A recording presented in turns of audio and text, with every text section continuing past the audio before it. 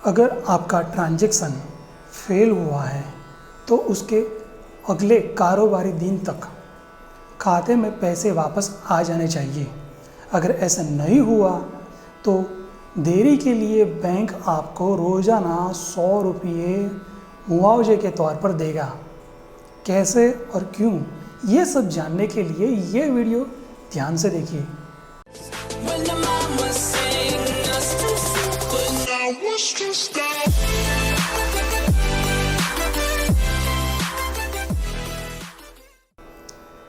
हम तेज़ी से डिजिटल इंडिया की तरफ बढ़ रहे हैं। डिजिटल की दुनिया में पैसों का लेन देन भी तेज़ी से डिजिटल हो रहा है। साथ में कोरोना वायरस के कारण देश में ऑनलाइन पेमेंट तेज़ी से बढ़ रहा है। ये सब मुमकिन हो पाया है यूपीआई की वजह से, यानी कि यूनिफाइड पेमेंट इंटरफेस की वजह से। पर कई बार ऐसा भी होता है कि यूपीआई के जरिए किया गया लेन देन फेल हो जाता है, जिसकी वजह से ग्राहकों को काफ़ी समस्या का सामना करना पड़ता है।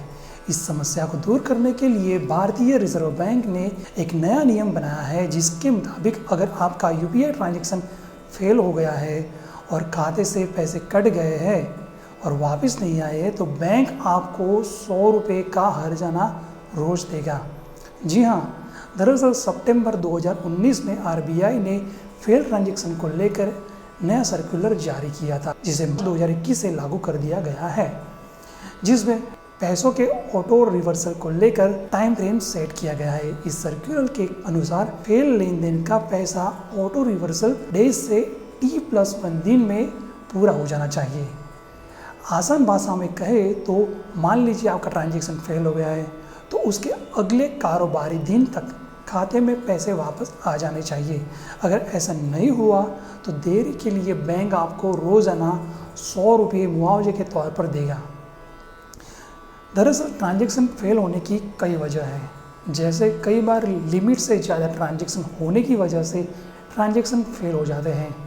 इसके अलावा पेमेंट सेशन पेज का टाइम पीरियड ख़त्म हो जाने की वजह से भी ट्रांजैक्शन फेल हो जाता है।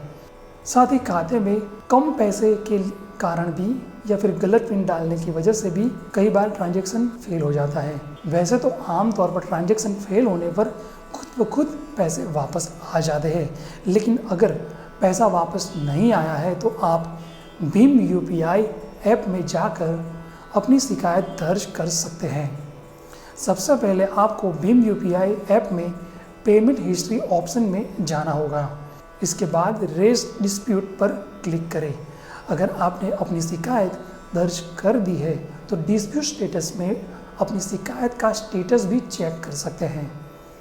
और अगर शिकायत के बावजूद बैंक की तरफ से आपको कोई भी रिस्पॉन्स नहीं मिलता है तो आरबीआई के 2019 के डिजिटल ट्रांजैक्शन के ओम्बड्समैन स्कीम में अपील कर सकते हैं। डिजिटलाइजेशन के बढ़ने के साथ ही देश में फ्रॉड और साइबर क्राइम की समस्या भी लगातार बढ़ती जा रही है, जिसके लिए रिजर्व बैंक लगातार अपने ग्राहकों को जागरूक करता जा रहा है। अगर आपको ये इन्फॉर्मेशन अच्छी लगी है तो अपने फ्रेंड्स और रिलेटिव्स को भी बताएं। कुछ कहना चाहते हैं तो कमेंट में कमेंट कर दीजिए और ज़्यादा जानकारी के लिए हमारे चैनल देखते रहें। धन्यवाद।